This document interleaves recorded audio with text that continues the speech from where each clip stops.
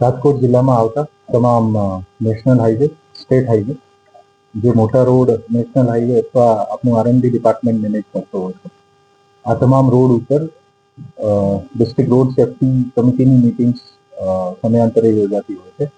અને આ મિટિંગ્સમાં આ વસ્તુ ધ્યાને આવી છે કે ઘણા બધા ઔદ્યોગિક એકમો દ્વારા પેટ્રોલ પંપ છે, અમુક હોટેલ્સ છે, આના દ્વારા ગેપ ઇન મીડિયન જે છે આને બ્રેક કરવામાં આવ્યા છે અને આ તોડીને જે રાહગીરોની જે જાનમાલની સુરક્ષા જે છે આને જોખમમાં નાખવામાં આવી છે. આ તમામ રિપોર્ટ જે છે આરટીઓ દ્વારા તમામ રોડ ઉપર ઇન્સ્પેક્શન કરીને કેટલા ગેપ ઇન મીડિયમ તોડવામાં આવ્યા છે આનું એક સર્વે કરવામાં આવ્યું હતું.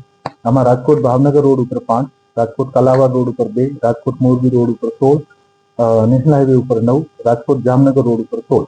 આ તરીકે આ તમામ જે ગેપ ઇન મીડિયમ મળ્યા હતા તમામ એજન્સીઝને અગાઉની પાસની રોડ સેફ્ટી કમિટીની મિટિંગમાં આને રિપેર કરવાની સૂચના આપવામાં આવી હતી. આ રિપેર કર્યા પછી પણ અમુક માણસોએ ફરીથી આને તોડવાનું સાહસ કર્યું છે અને જેથી ડિસ્ટ્રિક્ટ રોડ સેફ્ટી કમિટીએ નક્કી કર્યું છે કે આ તમામ માણસો ઉપર જે લોકોએ અત્યારે હવે મીડિયમ તોડશે અથવા જે તોડી દીધા છે અને આને 15 દિવસની અમે એક સમયસીમા આપી છે કે આપ રિપેર કરી નાખો. જે રિપેર નહીં કરે તો આ તમામ માણસો ઉપર એફઆઈઆર દાખલ કરવામાં આવશે. બીએનએસની કલમ 324 અને prevention of damage of public property એક્ટની સેક્શન 3 હેઠળ આ તમામ માણસોની જાન જોખમમાં નાખવાનું અને પબ્લિક પ્રોપર્ટીને તોડવાના બદલ આના ઉપર એફઆઈઆર થશે. આ કામગીરી અત્યારે શરૂ થઈ ગઈ છે. રાજકોટ ભાવનગર રોડ ઉપર 5 મિલિયનની એક એફઆઈઆર ઓલરેડી અમે કરી દીધી છે. 5 મિલિયનની સેન્સ એફઆઈઆર કરી છે અને આમાં ઘણા બધા મલ્ટિપલ વ્યવસાયિક એકમ છે અને જૂનોથી તોડેલું છે, જેથી ચોક્કસ માણસ કોણ તે ખબર નહીં કરી શકાય. તો એક નનામી એફઆઈઆર દાખલ કરવામાં આવી છે.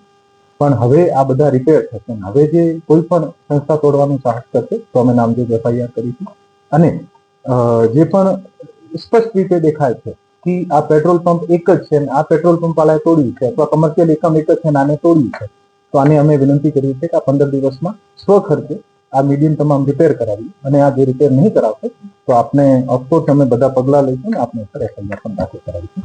મારા રાજકોટના પણ તમામ નગરજનોને વિનંતી છે કે આપણે પણ ઘણા બધા મીડિયમને બ્રેક કરીને અને સમય બચાવવા માટે અથવા જલ્દબાજીમાં એવું કરતા હોઈએ છીએ અને આના સામે ખૂબ એક્સિડન્ટ બને છે. આપણે આપણી જીવન જે છે અમૂલ્ય છે એવું નહીં કરીએ અને કદાચ નેક્સ્ટ ગેપ જે છે 2 કિલોમીટર આગળ હશે પણ આપણે આ જે પ્રોપર સરકારે જે બનાવેલા આખું ટેકનિકલ અભ્યાસ કરીને જે ગેપ બનાવે ત્યાંથી જ આપણે પસાર કરી વિનંતી પણ કરવામાં આવે છે.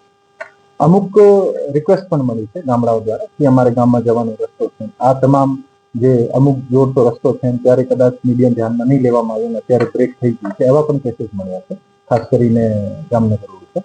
તો આરટીઓને અને એચસીએને જે પણ રોડની એજન્સી અત્યારે વર્ણન કરે છે અને સૂચના આપવામાં આવી છે કે આપ આનો અભ્યાસ કરો, ટેકનિકલી શું યોગ્ય છે ને એવી રીતે પછી ફ્યુચરમાં આગળ વધીશું.